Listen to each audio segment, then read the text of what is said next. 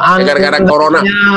Seandainya nggak lockdown nih Bang Lukman, Bang Hotman, seandainya normal nih suasana, saya yakin nih Bang Hotman, saya yakin mungkin Pak Novel Baswedan mungkin datang juga ke Kopi Joni. Pasti dia nanya Bang Hotman, kok bisa orang menyiram nggak sengaja? Kira-kira gimana tuh Bang? Saya nggak paham secara hukum. Ya, itu banyak pertanyaan. Tapi karena saya kebetulan tidak terlalu mendalami kasusnya, tapi memang di IG saya sudah ribuan orang mempertanyakan itu.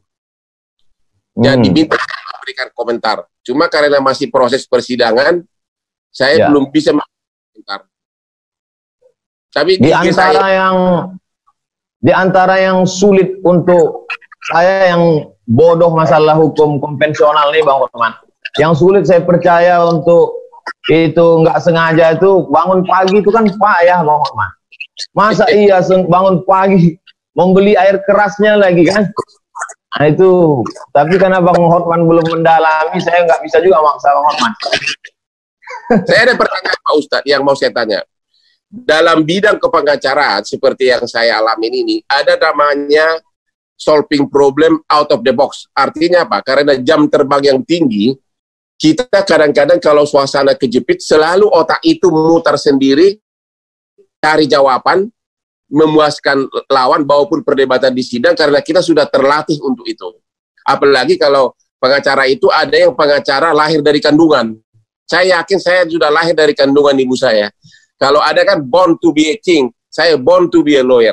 Saya mau tanya Pak Ustadz, karena ciri khas seperti itu juga ada sama Pak Ustadz. Saya perhatikan kalau Ustadz itu menjawab persoalan orang, selalu ada solving problemnya yang keluar otomatis dari pemikiran Pak Ustadz. Apakah itu dari pengalaman terlalu lama ceramah, atau memang instingnya Pak Ustadz yang tinggi, atau memang sudah lahir sebagai Ustadz, atau bagaimana? Atau pendidikan sekolah?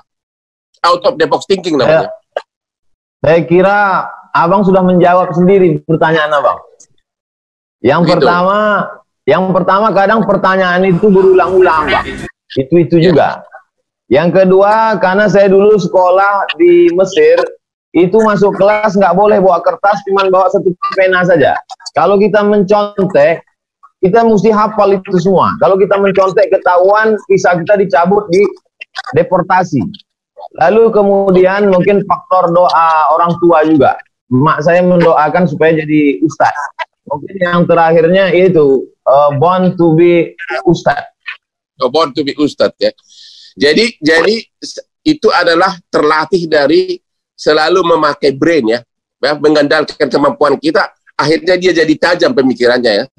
Artinya ibarat air, kalau dia mengalir, dia pada saat dia air itu kejepit, akhirnya dia mencari alurnya sendiri, begitu kira-kira. Setuju ya?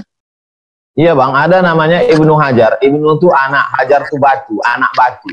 Jadi dia sulit untuk belajar. Lalu kemudian suatu hari dia lihat ada batu besar ditetesi oleh air. Air yang terus menetes.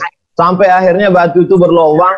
Disitulah dia, kalau kita sering ketuk pintu, lama-lama yang punya rumah dibukakannya juga pintu. Kalau terus ditetesi, jadi saya kira termasuklah juga kita ini, saking seringnya kita intipan IG ini, akhirnya jumpa juga kita.